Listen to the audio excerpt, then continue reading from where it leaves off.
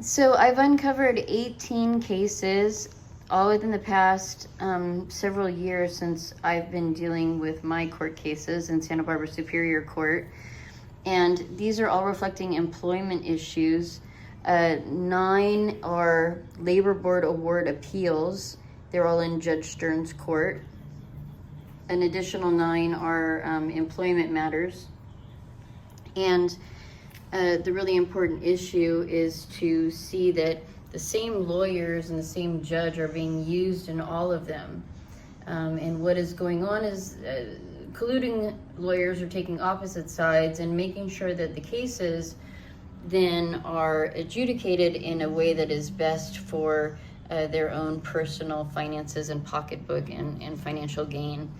So, and what will display that fact very, very well is the fact that every one of the 9 labor board appeal cases was overturned in Sterne's court. So 100% I'm ready to lose my labor board award on those statistics. The first retaliatory case against me was for defamation. That I've just lost on what is a fraudulent discovery issue. And also in Colleen Sterne's department, Jan Kasner, my attorney who was for my labor board appeal, but was also helping me with this case, quit on my birthday, and left me out to dry. He basically set me up to lose the case. What's interesting is there's only one other defamation case ever that I found in Judge Sterne's court. It was also with Mark Coffin, and it also featured a lawyer, I'm not sure who it was, but who quit during the middle of this case too on 4/28/14. So Judge Sterne awarded Mark Coffin's team almost $750,000. So that's pretty much what I'm expecting them to do on this case, which is incredibly similar in every regard. As far as the labor board awards that were turned over that are in Judge Sterne's court, they also feature the same lawyers or associates of the lawyers that I was set up with for misadvisement and misrepresentation. And they also feature either related cases or a lawyer who's throwing them under the bus midway through the litigation process. You'll recognize William Wright. He's on a lot of these.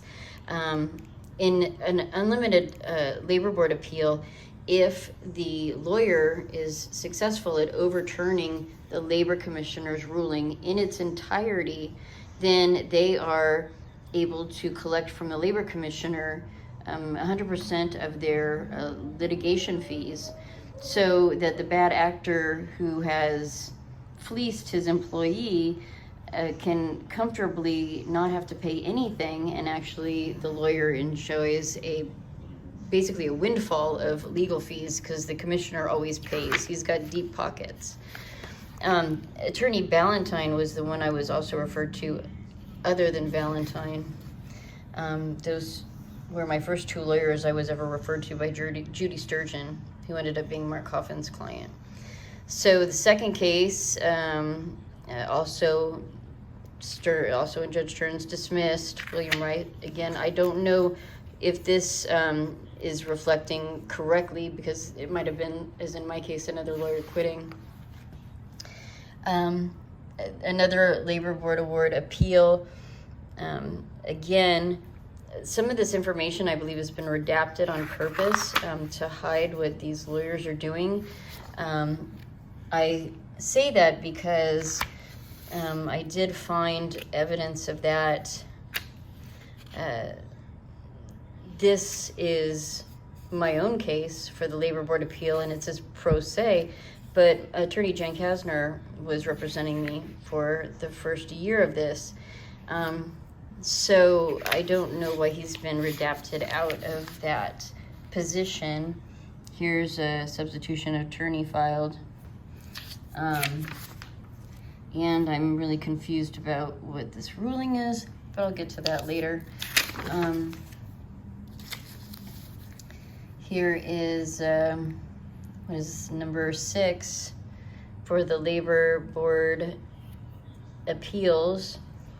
In this case in particular, they're saying pro se parties. However, when you look at Trellis Law, you'll see that Judge Sterne awarded attorney William Reich $450 an hour, and I don't know how many hours he was able to charge, but I'm sure it was a lot. So we can tell that that's definitely not correct information showing in the SMART system, and they give you they tell you that something might be wrong in there. They don't say it's always correct, but I think this is incorrect for a purpose. Again, another Labor Board award that was overturned. You'll see the same attorneys' names over and over again, because also these parties are related to my ex-boss. His housekeeper of 30 years is related to these two parties. So that's very interesting. And then those are the parties who are getting thrown under the bus, actually. So the lawyers are the only ones coming out on top. The lawyers are getting all the money. The employees who have been slighted, such as myself, who won a $100,000 Labor Board award, are getting nothing and going through years of hell in the meanwhile. Again, an employment issue that has the same features the same attorneys, and they are throwing their party under the bus by subbing out in the middle of litigation. This one attorney subbed out about 7 months in, and you can see that happen right there. Number 2 of the 9, where the party is getting subbed out with the same court. I don't know who was that representative. Again, another team. And this one's in Tom Adderley's court, but has the same exact pattern. The attorney subs out about a year into the litigation and leaves their party stuck. Here's an additional one where Gary Tuttleman, that's the second ringer attorney I was referred to for misinformation and misadvice and misguidance, and he pulled out on his client right there, 716. And here we have number 5 of the 9. This is one of my ex-boss's contractors, and he actually gave him like a $20,000 job right before this got filed. Very interesting. Had me take pictures with the man. Araceli, who was the receptionist for Jan Kasner, my third ringer lawyer, married Mr. Jimenez, so she would be an excellent witness for being able to support what's going on at the Gitterman firm and their lack of ethical conduct with their clients.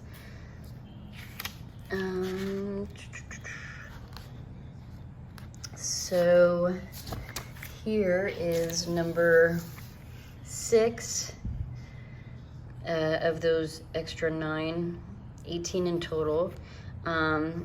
Mark Coffin and Chris Crows are partners. Actually, Mark Coffin hired Chris Crows to represent him. So again, same pattern and issue. One of these attorneys subs out of the case, a little less than a year into it, and leaves the parties messed up. There we have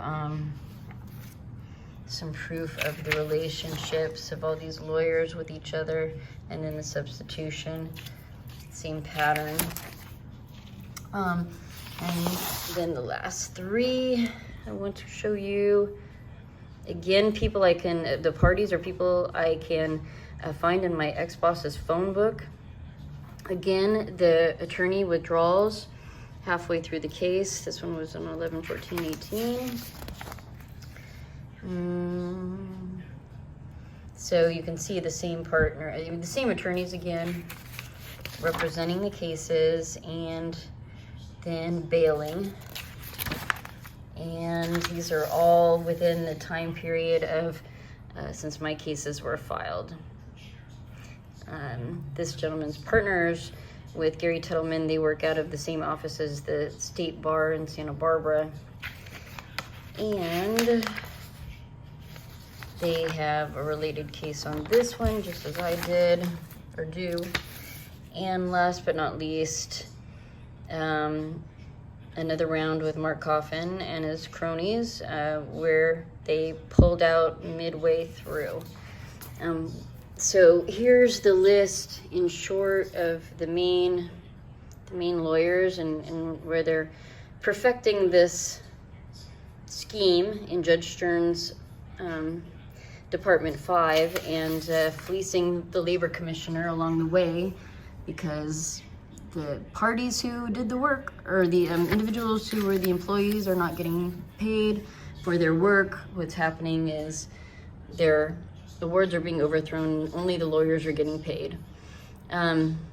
This is interesting because it actually is one of the cases that's been going on while mine have been going on, and it shows how Mark Coffin hired Chris Crows to be his own partner, or his own attorney, and Crows and Reich are a team, and Charlie Stoll is good friends with Mark Coffin's client. So there's a very definite relationship happening there.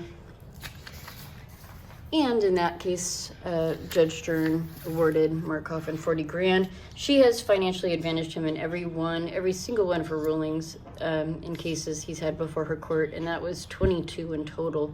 Although I've seen they've been redacted now from Trellis Law.